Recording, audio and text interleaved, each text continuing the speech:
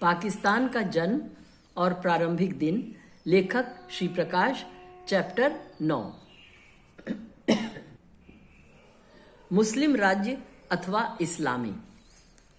भारत के उच्चायुक्त के नाते मेरे कार्य का केंद्र कराची था, पर मैं वस्तुस्थिति को स्वयं देखने सिंध के आंतरिक भागों में भी दौरा किया करता था। नगरों में अधिकतर संख्या में हिंदू बसे थे। मैं उनसे कहता था, आप यहाँ से चले जाने में जल्दी ना करें। मैं प्रयत्न करता था कि जितना संभव हो उनको उत्साह और बल प्रदान करूं, क्योंकि वे सभी अपना माल असबाब बांधकर जाने की तैयारी कर रहे थे। दृश्य दुखद और आश्चर्यजनक था। मुस्लिम होकर अरब लोग आक्रमण के उद्देश्य से 8वीं शताब्दी में भारत में प्रथम बार सिंध में ही आए थे। इस्लाम की उत्पत्ति के पहले से ही वे लोग व्यापार के हेतु दक्षिण भारत में जाया करते थे। इस प्रकार मुसलमानों से सिंधियों का कितना पुराना संबंध था, उतना भारत के किसी दूसरे भाग से नहीं था। सिंधी हिंदू और मुसलमानों में परस्पर का बड़ा सद्भाव था। ऐसा मैंने किसी दूसरे स्थान में नहीं पाया। दोनों धर्मावलंबियों के सदस्यों में बड़ी गहरी और सच्ची व्यक्तिगत मैत्री रही। कुछ सम्मानित सिंधियों ने स्वयं ही मुझसे कहा कि हिंदू धर्म का सिंधियों पर बहुत कम प्रभाव रहा। यद्यपि वे अपने को हिंदू कहते थे, पर उनका सामाजिक क्रम बहुत कुछ मुस्लिम प्रथा के अनुसार चलता था। सिख समुदाय के एक विशेष रूप का उन पर बहुत प्रभाव था। सिख लोग अपने धर्म स्थानों को गुरुद्वारा कहते हैं, सिंधी उन्हें गुरु मंदिर कहते हैं। सिंध में सभी स्थानों पर ऐसे गुरु मंदिर रहे जहां बड़ी भक्ति के साथ ग्रंथ साहब का पाठ किया जाता था। सिंध में बहुत से हिंदू मंदिर भी थे। इनके उपासक प्रायः गुजरात, उत्तर प्रदेश और दक्षिण से आए हुए स्त्री पुरुष थे। मुझे ऐसा काम प्रथम बार ही करने को मिला था। कांग्रेस जन होने के नाते सांप्रदायिक सद्भावना की मुझे बड़ी लालसा थी। अपनी व्यक्तिगत, कौटुंबिक और सामाजिक परंपराओं को भी मैं नहीं भूल सकता था। ऐसी अवस्था में मुझे बड़ा दुख होता था कि हिंदू लोग अपने अपने घरों को छोड़ रहे हैं। अपने देश में व्यक्तिगत अथवा छोटे मोटे समुदाय एक स्थान से उठकर दूसरे स्थान में जाते रहे हैं, पर न पौराणिक न ऐतिहासिक काल में हमें ऐसा कोई उदाहरण मिलता है जहां करोड़ों नर नारी एक स्थान से उठकर दूसरे स्थान पर चले गए हों, जैसा कि देश के दुखद विभाजन के बाद दृश्यों में हमें अनुभव हुआ। हमारे देश में कितने ही आक्रमण हुए, आंतरिक कितने युद्ध हुए, राज्य और राज्यों की सीमाएं बदलती रहीं, पर किसी भी समय सारा समाज का समाज एक स्थान से उठकर दूसरे स्थान पर नहीं गया। उच्चायुक्त की हैसियत से मेरा यह दुर्भाग्य था कि मैं ऐसे कष्टदायी दृश्यों को देखूं और वृहद रूप से प्रस्थान करने में लोगों की सहायता भी करूं।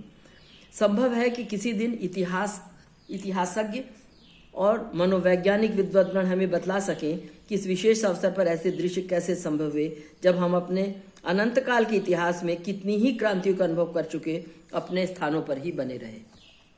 एक बार दौरे पर सिंध के मुख्यमंत्री खुरो साहब का और मेरा साथ हो गया। उन्होंने मुझसे कहा कि कोई भी मुसलमान देश का विभाजन नहीं चाहता था और न पाकिस्तान की स्थापना करने का इच्छुक था। उन्होंने ये भी कहा, मैं स्वयं मुस्लिम लीग की अंतरिम गोष्ठियों में रहा हूं और जो कुछ कह रहा हूं अपनी निज की जानकारी से कहता हूं। हम तो केवल सौदा कर रहे थे, जिससे कि संयुक्त भारत में हमें अधिक से अधिक पद और अधिकार मिल सकता। इंग्लैंड के प्रतिष्ठित पत्र के अंग्रेज संवाददाता ने कराची में मुझसे कहा कि जिन्ना साहब को अपने जीवन में जो सबसे बड़ा धक्का लगा जब पाकिस्तान की स्थापना हुई, वो स्वयं भी से नहीं चाहते थे, और जब वो मिल गया तब उन्हें समझ में नहीं आ रहा था कि उसके लिए क्या किया जाए। उसकी व्यवस्था वे नहीं कर पा रहे थे।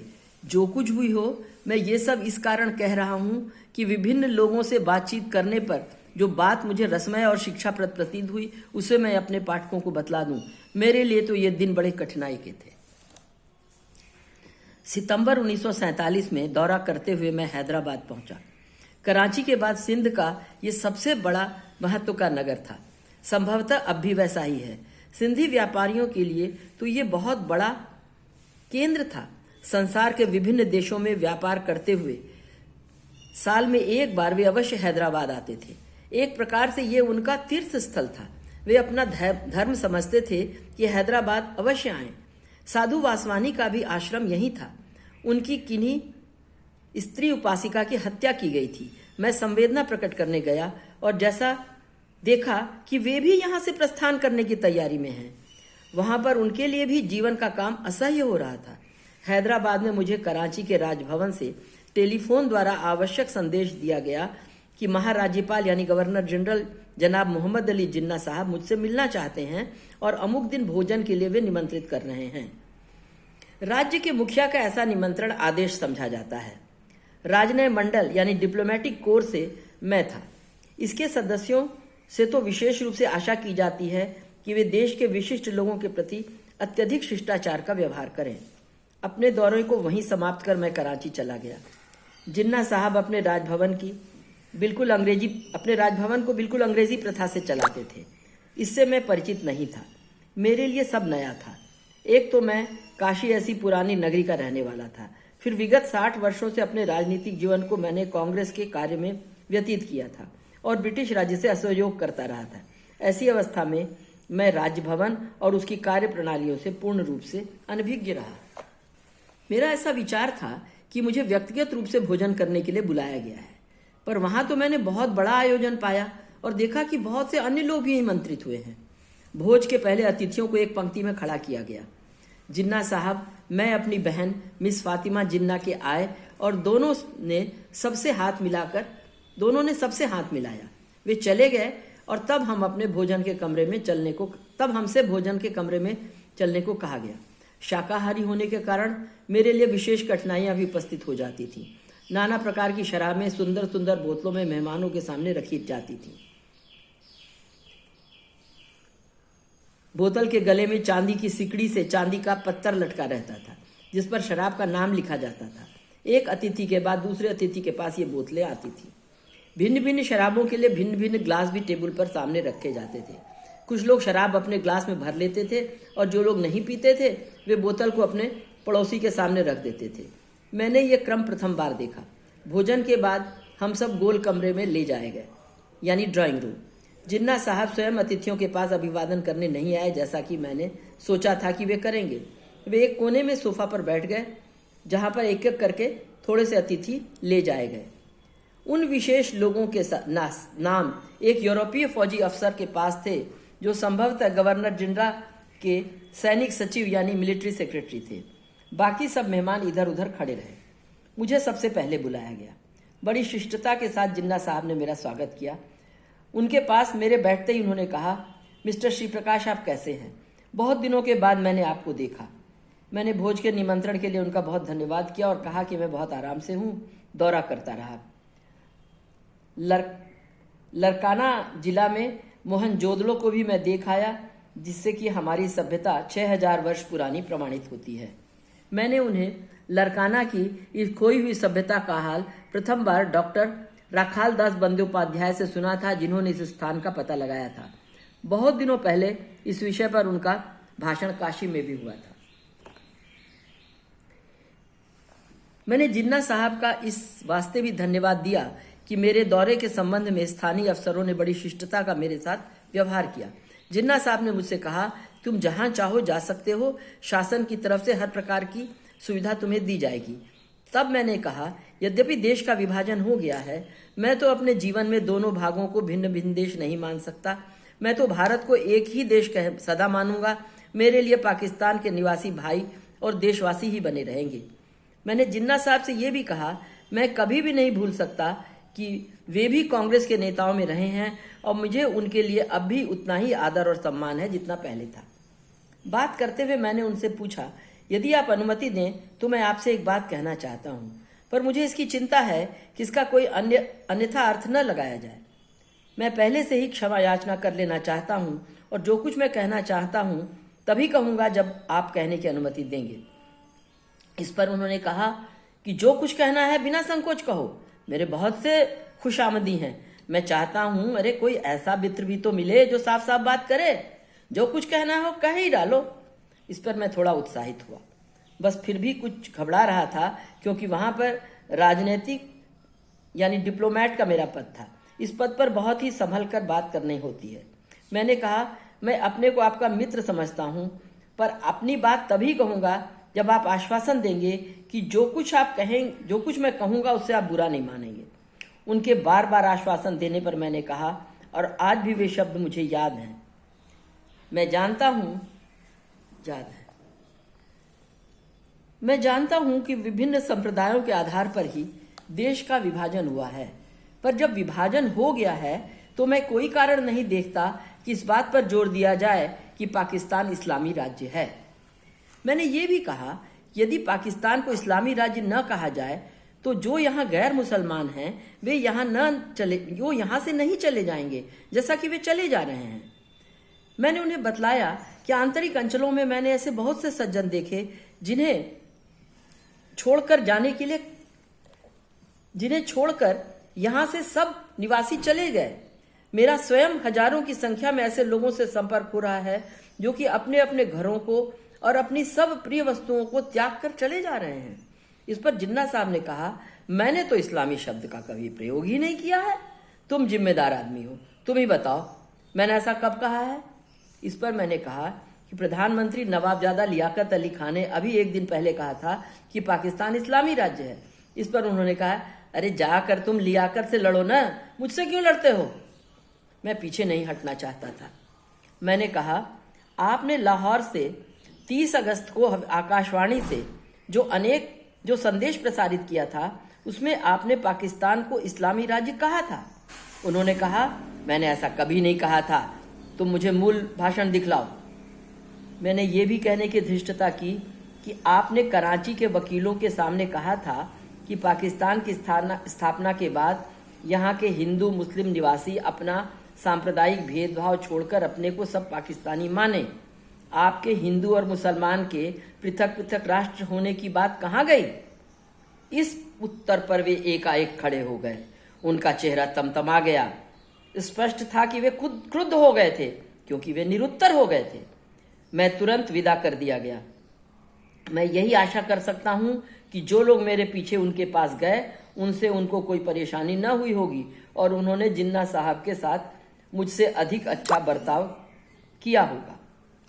दुर्भाग्य था कि मुझे विश्वास था कि आकाशवाणी वाले अपने संदेश में उन्होंने इस्लामी शब्द का अवश्य प्रयोग किया था। वकीलों के सामने किए हुए उनके भाषण को भी मैं नहीं भूल सकता था।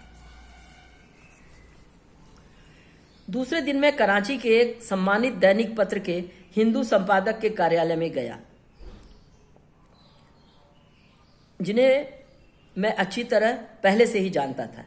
उनसे मैंने शुरू सितंबर के उन अंकों को मांगा जिसमें जिन्ना साहब का संदेश पूर्ण रूप से छपा था। संपादक को कौतूहल होना स्वाभाविक था। मैंने गुप्त रूप से उन्हें जिन्ना साहब के वार्तालाप की कथा सुनाई। खेद है कि संपादक जी अपनी बात को अपने तक न रख सके। उन्होंने अपने पत्र में प्रकाशित कर दिया। इस पर जिन्ना साहब का पत्र मुझे मिला जिसमें उन्होंने उचित रूप में शिकायत की थी कि मैंने भोजनोपरांत वार्तालाप को इस प्रकार से प्रकाशित कर दिया। मैं स्वयं संपादक जी से बहुत रुष्ट हुआ, पर मैं विवश था। मैंने जिन्ना साहब से क्षमा याचना की और साथ ही समाचार पत्र का कतरन भी भेजा जिसमें उनका आकाशवाणी वाला भाषण छपा था। उस भाषण का मैंने बड़ी सावधानी से अध्ययन किया। वास्तव में उसमें इस्लामी शब्द का कहीं प्रयोग नहीं हुआ था। 1 दर्जन जगह मुस्लिम राज्य का प्रयोग किया गया था। मैंने अपने पत्र में लिखा, मुझे दुख है कि मैंने मुस्लिम शब्द को इस्लामी समझा।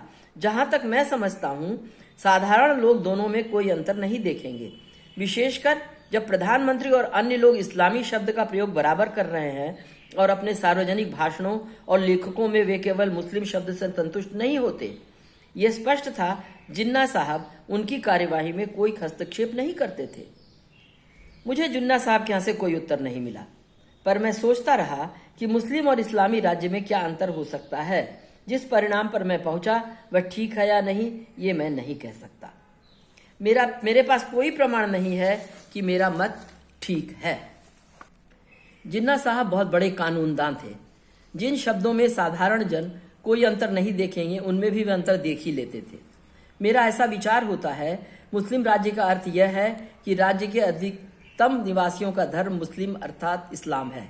ऐसे राज्य में सब शासनाधिकार उन लोगों के ही हाथ में होना चाहिए जो इस धर्म के अनुयायी हों। इस्लामी शब्द का यह अर्थ हो सकता है कि इस्लाम धर्म के आदेशानुसार राज्य का संचालन किया जाए, अर्थात राज्य के लिए जो सिद्धांत उसके धार्मिक ग्रंथों में दिए गए हैं वे ही वास्तव में कार्यान्वित किए जाएं। ऐसी अवस्था में राज्य इस्लामी हो सकता है। यद्यपि राज्य के अधिकतर अधिवासी गैर मुस्लिम ही क्यों न हों। संभवतः जिन्ना साहब यह चाहते थे कि पाकिस्तान मुस्लिम राज्य माना जाए, अर्थात अधिकतर अधिवासियों के मुस्लिम होने के कारण शासन अधिकार उनके हाथ में रहे। आधुनिक कानून और न्याय व्यवस्था की शिक्षा दीक्षा ग्रहण करने के कारण वे संभवतः ये समझते थे कि जहां तक शासन का प्रकार है वह उन सिद्धांतों के अनुसार नहीं चलाया जा सकता जो 1300 वर्ष पूर्व दूसरे देश और काल में और जीवन की दूसरी अवस्था में निर्धारित किया गया था। पर मैं ठीक नहीं कह सकता कि उनका क्या मतलब था। अपनी राय पुष्ट करने का मुझे कोई मौका नहीं मिला। चाहे जिन्ना साहब का यही मतलब रहा हो, चाहे वे मुस्लिम और इस्लामी राज्य की रूपरेखा में भी अंतर समझते रहे हों, इसमें कोई संदेह नहीं है कि उन्होंने अपने अनुयायियों को कोई आदेश नहीं दिया कि तुम मुस्लिम राज्य के वाक्य का ही प्रयोग करो या कि इस्लामी राज्य का। बात तो यह है कि पाकिस्तान के लिए एक के बाद कितने ही संविधान बनाए गए, उसमें राज्य को इस्लामी ही कहा गया। आज की वस्तुस्थिति भी यही है, जैसा जो चाहे उसका अर्थ लगाए। अब इस सब का परिणाम तो हमारे सामने है ही। इस चैप्टर में जो सबसे ज्यादा दिलचस्प बात है वो है श्री प्रकाश जी और जिन्ना की बातचीत। गवर्नर जनरल और हाई कमिश्नर, उन दोनों की बातचीत के पीछे वो एक मैत्री की धारा भी थी जो उन लोगों के विगत के निकट संपर्कों से बनी थी। और इसीलिए जिन्ना ने इस बात पर बहुत जोर दिया कि तुमको जो कहना हो कहो, क्योंकि मेरे पास तो अधिकतर खुशामदी ही घिरे रहते हैं। लेकिन सत्य को समझने और बर्दाश्त करने की जो कुवत होनी चाहिए वो नहीं थी उनमें। जब उन्होंने पूछा कि आपके टू नेशन थ्योरी का क्या हुआ, तो वो निरुत्तर होने की पीड़ा से भर गए और निरुत्तर होने के कारण वे क्रुद्ध हो गए, वे खड़े हो गए, वे आगे बर्दाश्त नहीं कर सके, क्योंकि सच को स्वीकार करना बहुत मुश्किल होता है। इस चैप्टर की ये बात बहुत ज्यादा महत्वपूर्ण लगती है। नमस्कार।